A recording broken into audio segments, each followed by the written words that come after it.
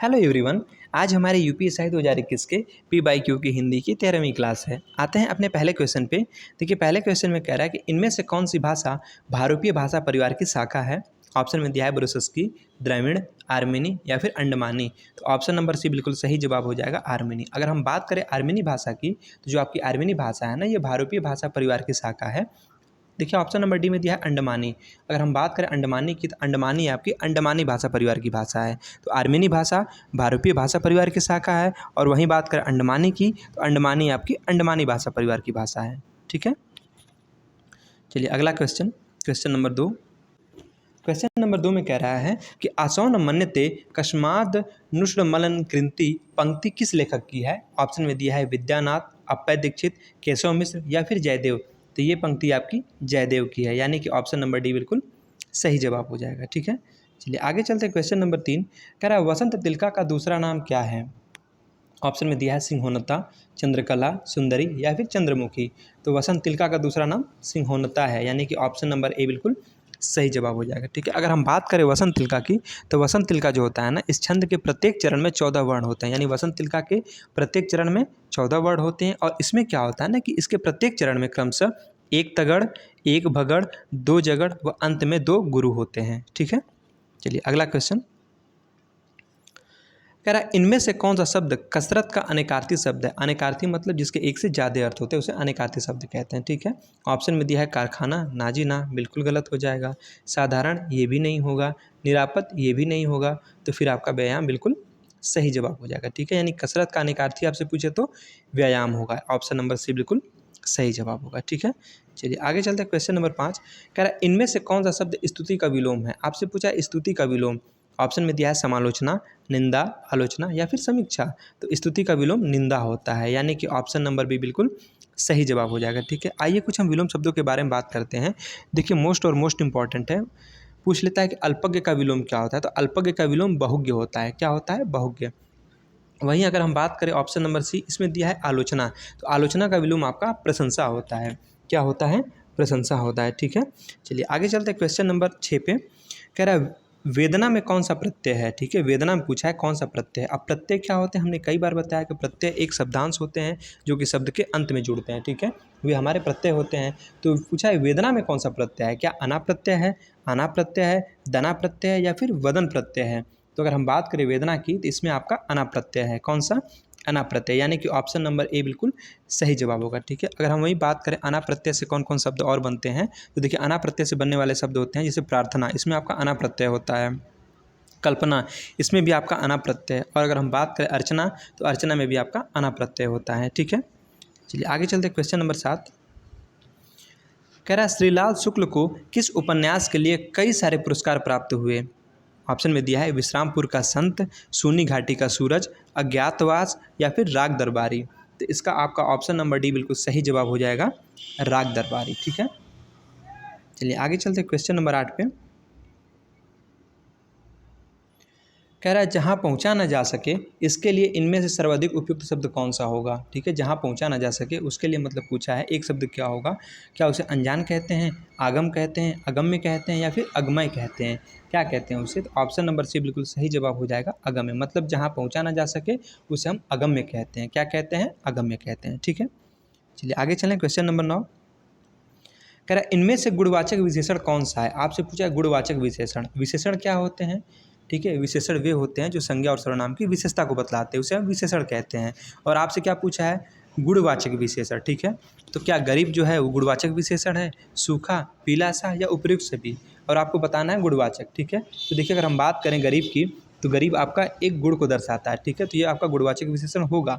सूखा भी गुणवाचक विशेषण है और पीला सा ये भी आपका गुणवाचक विशेषण है। अगर हम बात करें इस हिसाब से, तो ऑप्शन नंबर डी हमारा सही जवाब हो जाएगा, यानी उपयुक्त सभी हो जाएगा। ठीक है, चलिए आगे चलते हैं। क्वेश्चन नंबर 10 कह रहा है कि इनमें से कौन सा शब्द व्यक्तिवाचक संज्ञा नहीं है। ध्यान दीजिएगा, प्रश्न में कह रहा है कि व्यक्तिवाचक संज्ञा नहीं है। ऑप्शन में दिया है हिमालय, ठीक है, हिमालय, गंगा, राम या पहाड़। अगर हम बात करें हिमालय की, तो हिमालय बिल्कुल आपका व्यक्तिवाचक संज्ञा के अंतर्गत आता है। गंगा एक नदी का नाम है, तो ये भी आपके व्यक्तिवाचक संज्ञा के अंतर्गत आएगा। अगर यहीं पे आपको नदी देता है ना, तो नदी में आपकी जातिवाचक संज्ञा होती, लेकिन नदी का नाम दिया है, जैसे गंगा दे दे, सिंधु दे दे, ब्रह्मपुत्र दे दे, सतलज दे दे, तो ये सब आपके नाम है। तो नाम किसके अंतर्गत आएंगे? व्यक्तिवाचक संज्ञा के अंतर्गत आएंगे। तो गंगा भी हो जाएगा, राम किसी व्यक्ति का नाम है, तो ये भी हो जाएगा। लेकिन बात करें पहाड़, तो पहाड़ आपका जातिवाचक संज्ञा होता है, ठीक है। और आपसे वही पूछा था कि व्यक्तिवाचक संज्ञा नहीं है, तो पहाड़ आपका व्यक्तिवाचक संज्ञा नहीं होता है, ठीक है। तो पहाड़ किस में आता है? ये जातिवाचक संज्ञा के अंतर्गत आता है। देखिए पहाड़ में क्या होता है, जैसे अरावली पर्वत हुआ, ठीक है, हिमालय पर्वत, अगर इसका नाम देगा तो व्यक्तिवाचक आएगा, लेकिन अगर नाम नहीं दिया है, सीधे पहाड़ दे दिया है, तो पहाड़ में आपका जातिवाचक संज्ञा होगा, क्योंकि एक जाति को यहाँ पे डिनोट किया जा रहा है, ठीक है। चलिए आगे चलते हैं, क्वेश्चन नंबर 11 कह रहा परसर्ग। परसर्ग को हम कारक के नाम से भी जानते हैं, ठीक है। कह रहा परसर्ग के सहायक शब्द हैं जो, ठीक है, परसर्ग के सहायक शब्द हैं जो ऑप्शन में दिया है शब्दों के बीच संबंध स्थापित करते हैं, जो शब्दों के मध्य में आते हैं, जो शब्दों के प्रारंभ में आते हैं, जो विसर्ग से मिलते जुलते हैं। तो हमसे क्या पूछा है कि परसर्ग के सहायक शब्द हैं, जो परसर्ग जो सहायक शब्द हैं, ठीक है, उसमें पूछा है कि जो क्या करते हैं, शब्दों के बीच संबंध स्थापित करते हैं, ठीक है, या फिर जो शब्दों के मध्य आते हैं, जो शब्दों के प्रारंभ में आते हैं, जो विसर्ग से मिलते जुलते हैं। तो देखिए इस हिसाब से हमारा ऑप्शन नंबर बी, सी और डी ये तीनों के तीनों गलत हो जाएंगे। अगर हम बात करें ऑप्शन नंबर ए की, तो आपका बिल्कुल सही जवाब होगा कि शब्दों के बीच संबंध स्थापित करते हैं, ठीक है। जो परसर्ग होते हैं ना, ये शब्दों के बीच में क्या करते हैं? संबंध को स्थापित करते हैं, राइट। चलिए आगे चलते हैं, क्वेश्चन नंबर 12 कह रहा है निबट्ठा इनमें से किसकी उपबोली है, ठीक है। निबट्ठा जो है इनमें से किसकी उपबोली आपसे पूछा है, क्या अवधी की है, बघेली की है, छत्तीसगढ़ी की या फिर कौरवी की है? तो ऑप्शन नंबर बी बिल्कुल सही जवाब होगा, बघेली, ठीक है। कौन सा होगा? बघेली। अगर हम बात करें निबट्ठा की, तो निबट्ठा जो है ना, ये बघेली की उपबोली है। किसकी है? बघेली की उपबोली है। देखिए अगर ऑप्शन के हिसाब से हम बात करें, देखिए इसमें ऑप्शन में दिया है अवधी, ठीक है, अवधी हो गया आपका, अवधी के बाद एक छत्तीसगढ़ी दिया, ठीक है, अवधी, छत्तीसगढ़ी और बघेली, ठीक है, ये जो आपकी है ना, ठीक है, यानी कि अवधी, बघेली और छत्तीसगढ़ी ये पूर्वी हिंदी की उपभाषाएं हैं। किसकी हैं? पूर्वी हिंदी की उपभाषाएं हैं। देखिए ऑप्शन नंबर डी में दिया है कौरवी। क्या दिया है? कौरवी, ठीक है। अगर हम बात करें कौरवी की, तो कौरवी आपकी पश्चिमी हिंदी की उपभाषा है। कौरवी कहाँ की है? ये पश्चिमी हिंदी की है, ठीक है। फिर से एक बार देखते हैं, अवधी, बघेली और छत्तीसगढ़ी पूर्वी हिंदी की उपभाषाएं हैं। अगर कौरवी की बात करें तो कौरवी आपकी पश्चिमी हिंदी की उपभाषा है, राइट। चलिए आगे चलते हैं, क्वेश्चन नंबर 13 कह रहा है संत सिंगा की भाषा क्या थी, ठीक है। संत सिंगा की भाषा क्या थी? आइए ऑप्शन देखते हैं क्या क्या दिया है। ऑप्शन दिया है पंजाबी, अवधी, राजस्थानी या फिर निमाड़ी, ठीक है। तो इसमें आपका जो हो जाएगा निमाड़ी, यानी कि ऑप्शन नंबर डी बिल्कुल सही जवाब हो जाएगा, ठीक है। क्या होगा? निमाड़ी। तो अगर हम बात करें संत सिंगा की, तो संत सिंगा की भाषा निमाड़ी थी, ठीक है। और निमाड़ी जो है ना, उपबोली मध्य प्रदेश के निमाड़ क्षेत्र में बोली जाती है। तो जो निमाड़ी उपबोली है, ये मध्य प्रदेश का जो निमाड़ क्षेत्र है ना, वहाँ पे बोली जाती है ये बोली। चलिए आगे चलते हैं अनुच्छेद पे। देखिए कह रहा है अनुच्छेद पढ़कर दिए गए सवालों के सही जवाब चुनिए, यानी क्वेश्चन 14 से 16 तक जो आपके दिए गए हैं ना, इसी अनुच्छेद को पढ़ के उसके जवाब देने होते हैं। देखिए ये जो आपका अनुच्छेद दिया, ये डिट्टो एकदम बता रहे हैं जो प्रीवियस ईयर क्वेश्चन आया था 2021 में, ठीक है, उसमें भी आया था। मतलब 1-2 शिफ्ट पहले में जो हम कराए प्रीवियस ईयर, उसमें ये बिल्कुल हूबहू यही आपका अनुच्छेद दिया गया था, ठीक है। चलिए आइए इस अनुच्छेद को पढ़ते हैं। कह रहा है जिंदगी एक मिनट, इसको ये वाला कर लेते हैं, ठीक है। कह रहा है जिंदगी के असली मज़े उनके लिए नहीं हैं जो फूलों की छाँ के नीचे खेलते और सोते हैं। क्या कह रहा है कि ज़िंदगी का जो असली मज़ा है ना, ये उनके लिए नहीं है जो फूलों की छाँ के नीचे खेलते और सोते हैं, बल्कि फूलों की छाँ के नीचे अगर जीवन का कोई स्वाद छिपा है तो वह भी उन्हीं के लिए है जो दूर रेगिस्तान से आ रहे हैं, जिनका कंठ सूखा हुआ है, होठ फटे हुए और सारा बदन पसीने से तर है। आगे कह रहा है पानी में जो अमृत वाला तत्व है उसे वह जानता है, जो धूप में खूब सूख चुका है वह नहीं जो रेगिस्तान में कभी पड़ा ही नहीं है। ध्यान दीजिएगा, इसमें ये कह रहा है कि पानी में जो अमृत वाला तत्व है उसे वह जानता है। फिर आगे कह रहा है कि जो धूप में खूब सूख चुका है, ठीक है। फिर आगे कह रहा है कि वह नहीं जो रेगिस्तान में कभी पड़ा ही नहीं है, राइट। चलिए अब चलते हैं क्वेश्चन नंबर 14 पे। कह रहा है उपर्युक्त गद्यांश के अनुसार ज़िंदगी के असली मज़े किनके लिए हैं। ठीक है। पूछ रहा है ज़िंदगी का जो असली मज़ा वो किन के लिए है। ऑप्शन में दिया है जो शहर में रहते हैं, जो पैसे वाले हैं, जो आराम से रहते हैं, या जो परिश्रम करते हैं। ठीक है, तो इसका आपका ऑप्शन नंबर डी बिल्कुल सही जवाब होगा। जैसे हमने अनुच्छेद पढ़ा तो हमें पता चला ना इसका मतलब क्या होगा, तो जो परिश्रम करते हैं, यानी ऑप्शन नंबर डी बिल्कुल सही जवाब होगा। ठीक है, यानी ज़िंदगी के असली मज़े उनके लिए हैं जो परिश्रम करते हैं। चलिए क्वेश्चन नंबर 15 कह रहा उपयुक्त गद्यांश में किस बात के महत्व को बताया गया है। क्या भाग्य को, जीवन को, श्रम को, या फिर प्रकृति को। तो जैसा अनुच्छेद हमने पढ़ा तो हमें पता चला कि इसमें कहीं ना कहीं श्रम की बात की जा रही है। ठीक है, तो वही आपसे पूछा है कि उपयुक्त गद्यांश में किस बात के महत्व को बताया गया है। ठीक है, तो किसको बताया गया है, श्रम को बताया गया है। ऑप्शन नंबर सी बिल्कुल सही जवाब हो जाएगा। ठीक है, चलिए आगे क्वेश्चन नंबर 16 कह रहा उपयुक्त गद्यांश के अनुसार जो धूप में खूब सूख चुका है वाक्य से क्या अभिप्राय है। ऑप्शन में दिया है बीमार होना, रेगिस्तान में रहना, धूप सेकना, या फिर कड़ा परिश्रम करना। ठीक है, तो क्या अभिप्राय होगा इसमें, यानी कि कड़ा परिश्रम करना। ठीक है, यानी कि ऑप्शन नंबर डी बिल्कुल सही जवाब हो जाएगा। ठीक है, आगे चलते हैं। क्वेश्चन नंबर 17 कह रहा है समास के संदर्भ में इनमें से कौन सा कथन गलत है। आपसे पूछा है गलत कथन। ठीक है, किसके संदर्भ में, समास के संदर्भ में। ऑप्शन में दिया है कि बहुब्रीहि समास में दोनों पद गौड़ होते हैं। ठीक है, बहुब्रीहि समास में दोनों पद गौड़ होते हैं, और आपसे गलत पूछा है तो ये तो बात सही है कि बहुब्रीहि समास में दोनों पद क्या होते हैं, गौड़ होते हैं। ठीक है, चलिए ऑप्शन नंबर बी में कह रहा है कि अव्ययी भाव में, ठीक है, जो अव्ययी भाव समास होता है उसकी बात कर रहा है कि अव्ययी भाव में पूर्व पद की प्रधानता होती है। जी हाँ, बिल्कुल होती है। ठीक है, और समास पद अव्यय होते हैं, बिल्कुल होते हैं। तो ऑप्शन नंबर बी भी आपका सही है। देखिए ऑप्शन नंबर सी में कह रहा है कि तत्पुरुष समास में अंतिम पद गौड़ होता है। ना जी ना, बिल्कुल गलत दिया है। ठीक है, और ऑप्शन नंबर डी में कह रहा है इनमें से कोई नहीं। तो भाई इनमें से सी है तो फिर डी क्यों कैसे हो सकता है। ठीक है, तो ऑप्शन नंबर सी बिल्कुल सही जवाब होगा। आपसे क्या पूछा था, जो गलत है वही पूछा है। तो तत्पुरुष समास में अंतिम पद गौड़ होता है, यही आपको गलत दिया है। चलिए आगे चलते हैं। क्वेश्चन नंबर 18 कह रहा है इनमें से कवित्त छंद का भेद कौन सा नहीं है। ठीक है, किसका पूछा है आपका, कवित्त छंद का भेद कौन सा नहीं है। ऑप्शन में दिया है देव घनाक्षरी, मनहरण, रूप घनाक्षरी, या फिर मतगयंत। ठीक है, तो इसका आपका ऑप्शन नंबर जो होगा वो डी बिल्कुल सही जवाब हो जाएगा। ठीक है, ऑप्शन नंबर डी।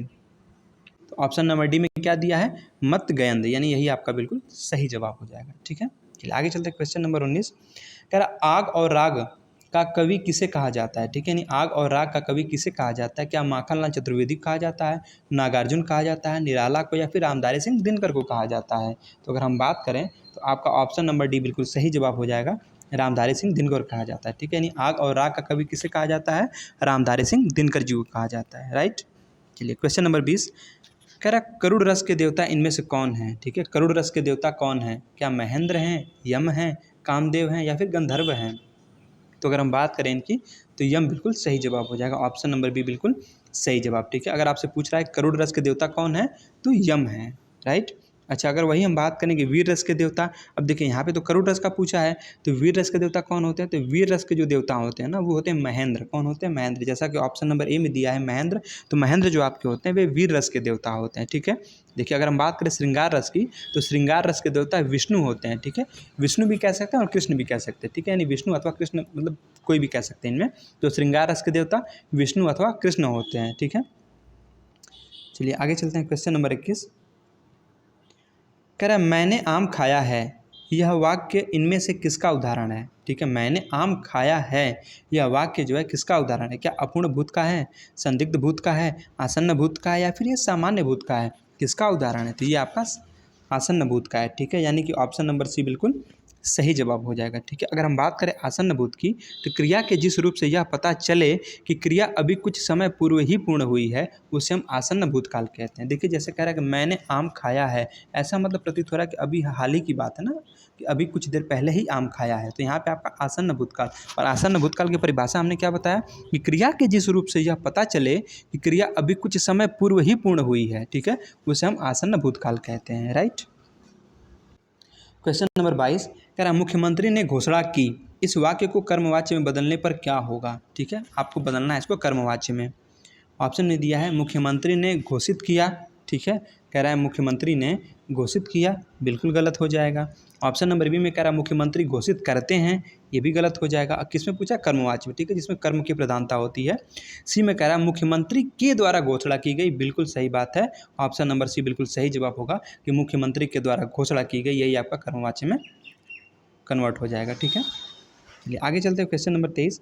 यार इनमें से कागज शब्द का बहुवचन क्या होगा? पूछा है आपसे कागज का बहुवचन। क्या कागज का बहुवचन कागज ही होता है, कागजें होता है, कागजात होता है या फिर कागजों होता है? ठीक है, इसका आपका बहुवचन कागजात होता है। क्या होता है? कागजात। यानी कि ऑप्शन नंबर सी बिल्कुल सही जवाब होगा। ठीक है, तो कागज का बहुवचन कागजात होता है। चलिए आगे चलते हैं क्वेश्चन नंबर 24। कह रहे इनमें से कौन सा शब्द तत्सम नहीं है? ठीक है, तत्सम नहीं है। ऑप्शन में दिया है दीपक, दिठी, तिलक या फिर तैल। तो ऑप्शन नंबर बी बिल्कुल सही जवाब होगा, दिठी। क्या है? दिठी। आपसे क्या पूछा था? तत्सम नहीं है, तो दिठी क्या आपका तत्सम नहीं है। अगर हम बात करें दीपक की, ठीक है, तो दीपक आपका तत्सम होता है। तो दीपक का तद्भव दिया होता है। क्या होता है? दिया। अब देखिए अगर हम बात करें ऑप्शन नंबर सी में, देखिए दिया है तिलक। तो तिलक आपका क्या है? एक तत्सम शब्द है। इसका तद्भव टीका होता है। ठीक है, क्या होता है? टीका। ऑप्शन नंबर डी में दिया है तैल। तो तैल आपका क्या है? तत्सम है। इसका तद्भव तेल होता है। जैसे यहाँ पे तैल दिया है तो तद्भव उसका तेल होता है। ठीक है, और दृष्टि का दिठी होता है। ठीक है, जैसे दिठी दिया है तो दिठी आपका क्या है? एक तद्भव शब्द है, लेकिन इसका तत्सम पूछे तो दृष्टि होता है। क्या होता है? दृष्टि। तो दीपक का अगर पूछे आपसे, ठीक है, दीपक का तद्भव तो दिया होता है। तिलक का आपसे तद्भव पूछे तो तिलक का तद्भव टीका होता है। अगर हम बात करें तैल, तो तैल आपका क्या है? तत्सम है। तो इसका अगर आपसे पूछे तद्भव तो तेल होता है। और देखिए ऑप्शन नंबर बी में दिया है दिठी। तो दिठी आपको बताना तद्भव है, तो इसका अगर तत्सम पूछे तो दृष्टि होता है। क्या होता है? दृष्टि। राइट। चलिए अगले क्वेश्चन पे चलते हैं। क्वेश्चन नंबर 25 कह रहा इनमें से कौन सा वाक्य शुद्ध है? आपसे पूछा शुद्ध वाक्य। ऑप्शन ए में दिया है वहाँ केवल दो लोग ही थे। और आपसे क्या पूछा है? कौन सा वाक्य शुद्ध है? शुद्ध वाक्य बताना है हमें। ठीक है, वहाँ केवल, ऑप्शन ए में कह रहा है वहाँ केवल दो लोग ही थे। ठीक है, तो ये तो ऐसे ही गलत हो जाएगा।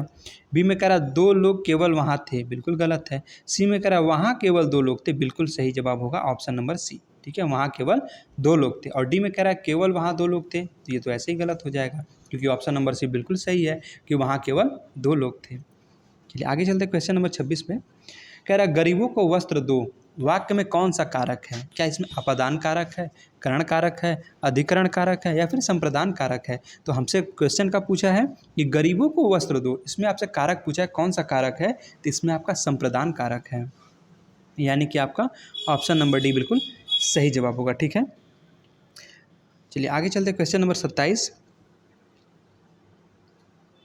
कह रहा है इनमें से चीफ की दावत कहानी के रचनाकार कौन है? ठीक है, चीफ की दावत कहानी के रचनाकार कौन है? क्या ज्ञान रंजन है, भीष्म साहनी है, दूधनाथ सिंह है या फिर राजेंद्र यादव हैं?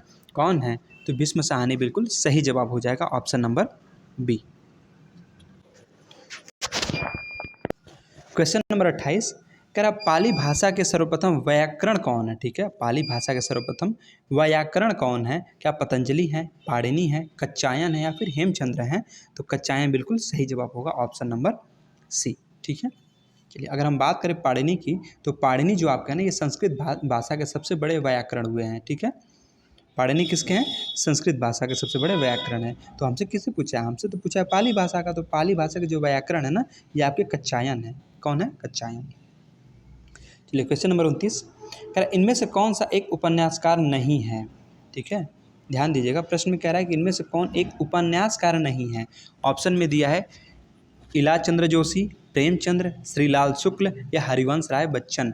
ठीक है, तो 29 का ऑप्शन नंबर डी बिल्कुल सही जवाब हो जाएगा, हरिवंश राय बच्चन। ठीक है, ऑप्शन नंबर डी। चलिए आगे चलते हैं क्वेश्चन नंबर 30 कह रहा है बनाफरी इनमें से किस बोली की उपबोली है? ठीक है, बनाफरी जो है इनमें से किस बोली की उपबोली है? क्या कौरवी की है, बघेली की है, ब्रज की है या इनमें से कोई नहीं? ठीक है, तो इसका बिल्कुल सही जवाब हो जाएगा ऑप्शन नंबर डी, यानी कि इनमें से कोई नहीं। ठीक है, अगर हम बात करें बनाफरी की, तो जो बनाफरी आपकी है ना, ये बुंदेली बोली की उपबोली है। किसकी? बुंदेली बोली की उपबोली है। तो इसमें बुंदेली तो दिया नहीं है, इसलिए ऑप्शन नंबर डी बिल्कुल सही जवाब हो जाएगा। क्वेश्चन नंबर 31 कह रहा है इनमें से स्थितिवाचक अव्यय कौन सा है? आपसे पूछा स्थितिवाचक अव्यय कौन सा है, जैसे यहाँ, वहाँ, जहाँ या बाहर। और आपसे क्या पूछा था? स्थितिवाचक। तो स्थितिवाचक में आपका बाहर आ जाता है। ठीक है, यानी कि ऑप्शन नंबर डी बिल्कुल सही जवाब होगा। ठीक है, अगर हम बात करें, देखिए यहाँ पे दिया है यहाँ, ठीक है, वहाँ और जहाँ, ये जो आपको तीनों दिए हैं ना, ये आपके स्थानवाचक अव्यय हैं। कैसे हैं? स्थान, देखिए स्थान की बात होती है कि यहाँ आओ, तो एक स्थान की बात हो रही है कि यहाँ पे आओ, वहाँ जाओ। ठीक है, तो ये आपकी स्थान की बात होती है, यहाँ पे आपका स्थानवाचक होगा। लेकिन अगर हम बात करें स्थितिवाचक की, तो बाहर आपका एक स्थिति को दर्शाता है, यानी कि आपका यहाँ पे स्थितिवाचक अव्यय हो जाएगा। चलिए आगे चलते हैं, क्वेश्चन नंबर 32 कह रहा है निम्नलिखित में से निर्देशक चिन्ह कौन सा है। आपसे पूछा निर्देशक चिन्ह इनमें से कौन सा है, ठीक है। तो देखिए जो आपका ऑप्शन नंबर ए में दिया है ना, इसे हम निर्देशक चिन्ह कहते हैं। क्या कहते हैं? निर्देशक चिन्ह। ऑप्शन नंबर डी में जो दिया है इसको हम विस्मयादि बोधक चिन्ह कहते हैं। क्या कहते हैं? विस्मयादि बोधक चिन्ह, ठीक है। चलिए आगे चलते हैं, क्वेश्चन नंबर 33 और ऑप्शन नंबर बी में देखिए, यहाँ पे ऑप्शन नंबर बी में जो दिया है इसे हम हंसपात कहते हैं, ठीक है। क्या कहते हैं? हंसपात कहते हैं। चलिए आगे चलते हैं, क्वेश्चन नंबर 33 कह रहा है कि इनमें से सकर्मक क्रिया का उदाहरण कौन सा है। सकर्मक क्रिया जिसमें कर्म होता है, ठीक है। तो इससे पूछा है कि इनमें से सकर्मक क्रिया का उदाहरण कौन सा है। ऑप्शन में दिया श्याम बहुत तेज दौड़ता है, मोहन खाता है, ठीक है। आपसे क्या पूछा था? सकर्मक क्रिया ना, तो इसमें हो जाएगा आपका इसमें तो ए भी नहीं होगा, ठीक है। मोहन खाता ये भी नहीं होगा। आगे देखते हैं कौन सा ऑप्शन है। ऑप्शन नंबर सी में कह रहा है सोहन केला खाता है, तो बिल्कुल सही जवाब होगा ना, सोहन केला खाता है। अगर हम क्वेश्चन करें क्या ला करके सोहन क्या खाता है, तो जवाब मिलेगा सोहन केला खाता है। और जब जवाब मिलेगा तो हमारा यहाँ पे कौन सा हो गया, ठीक है। यहाँ पे हमारा कौन सा क्रिया हो गई, फिर आपकी सकर्मक क्रिया हो गई, ठीक है। चलिए आगे चलते, क्वेश्चन नंबर 34 कह रहा है चिराग तले अंधेरा इस लोकोक्ति का क्या अर्थ है, ठीक है। चिराग तले अंधेरा इस लोकोक्ति का क्या अर्थ है। ऑप्शन में दिया है दूसरों को प्रकाशित करना, आत्म प्रकाशन, अपनी बुराई न देखना, या इसमें से कोई नहीं। भाई देखिए ऑप्शन नंबर डी तो वैसे भी गलत है, अपनी बुराई न देखना ये भी गलत है, आत्म प्रकाशन ये भी गलत है, दूसरों को प्रकाशित करना बिल्कुल सही जवाब होगा, ठीक है। यानी चिराग तले अंधेरा यानी दूसरों को प्रकाशित करना। देखिए जो दीपक होता है ना, उसके तल में देखा है, उसकी जो तली होती है वहाँ पे अंधेरा होता है, लेकिन वो दूसरे को क्या करता है? प्रकाशित करता है। तो उसी को कहते हैं कि चिराग तले अंधेरा, ठीक है। यानी कि आपका इसमें ऑप्शन नंबर ए बिल्कुल सही जवाब होगा। नहीं, ऑप्शन नंबर सही नहीं होगा इसमें, रुकिए। कह रहा दूसरों को प्रकाशित करना, आत्म प्रकाशन, अपनी बुराई न देखना। हाँ ये वाला ऑप्शन सही होगा ना, अपनी बुराई न देखना, यानी कि ऑप्शन नंबर सी बिल्कुल सही जवाब होगा, ठीक है। सॉरी गलती हो गई यहाँ पे, तो ऑप्शन नंबर सी बिल्कुल सही जवाब होगा ना, अपनी बुराई न देखना, यानी चिराग तले अंधेरा।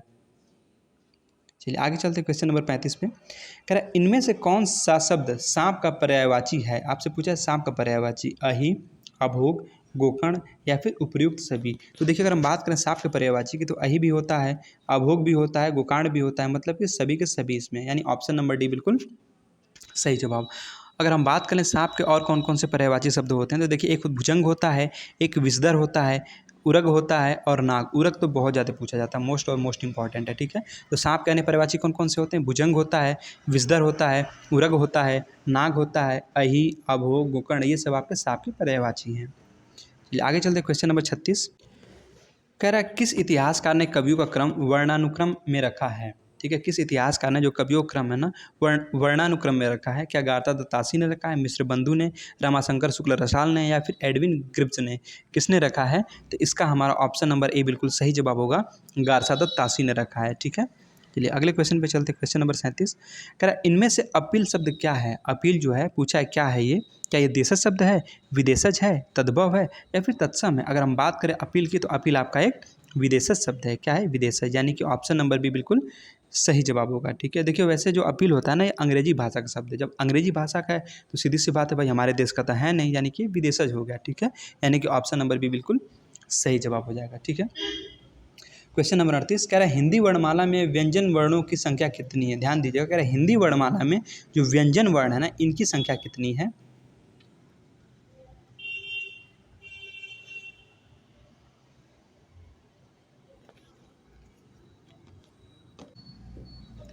ऑप्शन में दिया है 25, 29, 33 या फिर 31। तो कितना है?